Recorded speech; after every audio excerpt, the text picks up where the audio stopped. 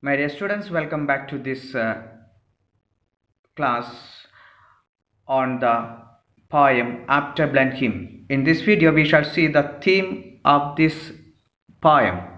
The first theme that we deal in this poem is about man's cruelty to man. The skulls that are unearthed regularly is a mute testimony to the horrors of war. Old Caspar regularly unearthed or removed or took out the skulls from while he was plowing. A man kills another man to achieve victory. And for Caspar, this victory is something that is great. But for the grandchildren, they don't understand the usefulness of this war, the utility of this war. So for Caspar, this is something that is grand, that is good. For grandchildren, the war is something that is not acceptable. It has no use.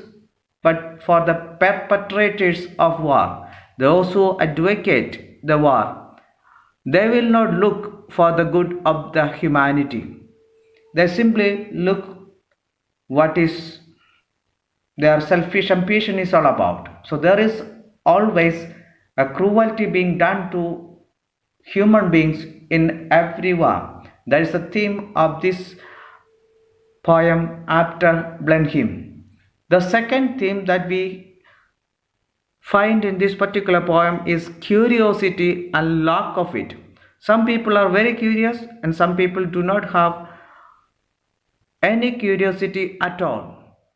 Curiosity is the inquisitiveness, the tendency to ask and learn about things by asking questions and investigating. Peterkin asked as soon as he found the round thing what it is. That was his question as soon as he found that large round thing to his grandfather, old Caspar.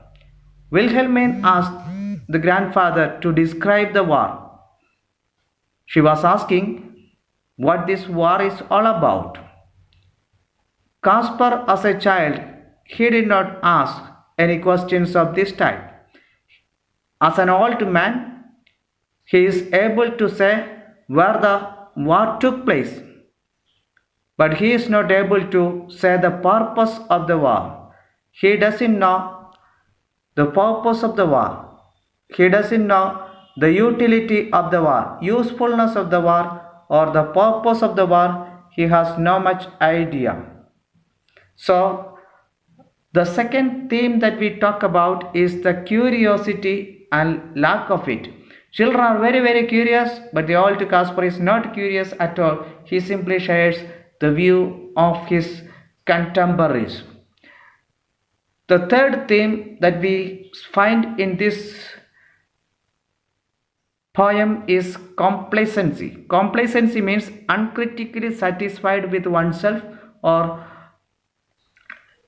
you are completely satisfied with what is happening to yourself. Old Caspar unquestionably accepts the loss of innocent lives.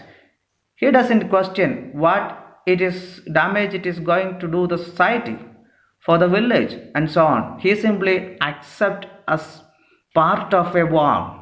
He has resigned to the belief that people will die in every war, as today we call collateral damage. So for him, any damage that is happening is like a offshoot of the greater good, or we say this is a collateral damage. That damage is supposed to happen because of the greater good, the great victory. So these are the three themes that we study in this particular poem. Now let us look at the style of this poem. Let's look at the form and structure of this poem. It's an anti-war poem in the form of ballad, a long narrative story. It gives the story of Caspar and his two grandchildren, how they are giving the account of this great war after Blenheim. Another important feature of this poem is refrain. Refrain means repetition of phrase or words or a group of verses at regular intervals.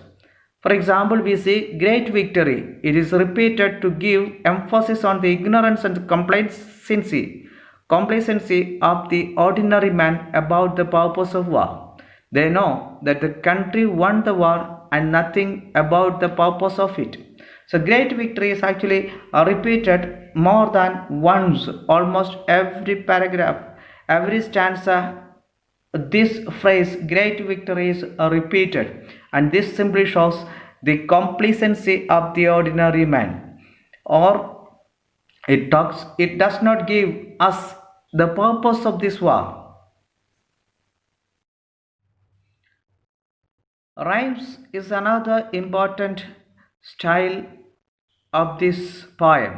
The style followed is A B C B D D. That is to say, second line rhymes with the fourth line, and fifth line and sixth line having the same rhyme. So we can say the rhyming pattern is A B C B D D pattern. Alliteration is another important aspect of this poem. Alliteration means repetition of consonant sound in the nearby words or in the same line. In the fifth stanza, we have many examples. For example, let's see. With wonder waiting eyes, W sound is coming very often in this particular line, and that stanza has got many of it. Another important aspect of the style of the poem is repetition. Repetition here means repetition of an idea. What is that repeated again and again? The idea of the defeat of the French is repeated as great victory, or put the French to rout. So the idea of the defeat of the French is repeated as great victory, and this idea is repeated again and again all through the poem with the words great victory, and therefore repetition is another style of this poem. Irony is another important aspect of this poem. It is an anti-war poem versus the glory of the war. Horrors of the war is described in terms of burning of the houses, killing of the innocent civilians, childly mothers are getting affected, and rotting of corpses or dead bodies, etc. And the irony is that what is the outcome of the war? The outcome of the war at the cost of human casualty. Whatever we get is actually at the cost of human lives.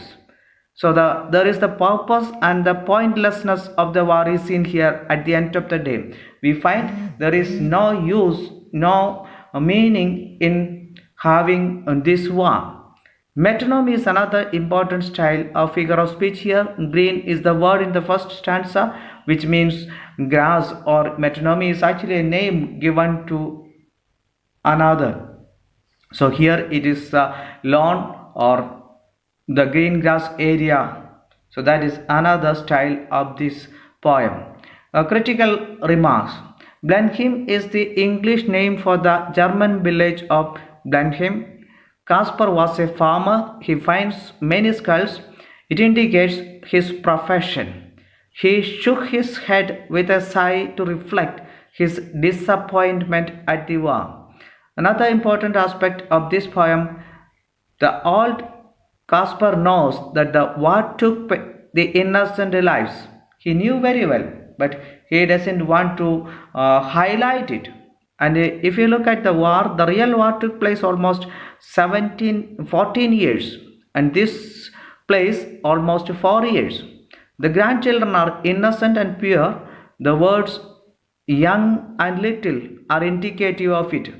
Though through this the poet contemns the war. So by using this word young, little, innocent and pure, he is condemning the war. He is not approving the war. So this is an anti-war poem. The grandchildren are not satisfied with the grandfather's reply that it is a great victory. Caspar experienced war as a child, so his account of the war has certain lacuna or limitations. It is not the first-hand matured expression. The act of killing in the name of victory is something that is wicked. We cannot approve the killing in the name of a victory. Another important aspect of this poem, there is idle boastfulness of the war heroes. The war heroes are praised and extolled, and this is something that is not very good in our times. Is idle boastfulness of war heroes. The poem disapproves war as it brings about loss and destruction. The poem does not approve war because it is bringing about lot of destruction. The poem has universal appeal irrespective of time. Common man and innocent children suffer in every war. Therefore, it has got a universal appeal. It's a war poetry, but the poet himself is not for anti-war. Southey is a puzzle. He condemns the war in the poem The Battle of Waterloo, and he praises the war there. Those who argue for the war highlights the importance of duty and patriotism. So here we can say the poet himself is a puzzle.